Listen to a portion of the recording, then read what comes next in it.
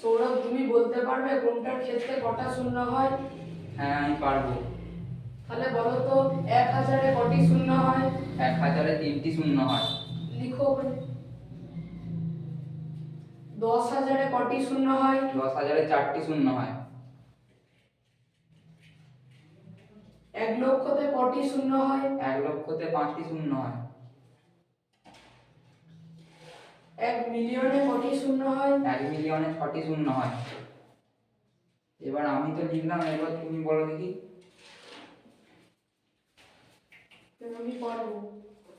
তুমি বলো দেখি 1 বিলিয়নে কতগুলি শূন্য হয়? 1 বিলিয়নে 9টি শূন্য হয়। লিখো। তাহলে বলো 1 ট্রিলিয়নে কতগুলি শূন্য হয়? 1 ট্রিলিয়নে 12টি শূন্য হয়। তাহলে বলো 1 সেক্সটেরিলিয়নে কতগুলি শূন্য হয়?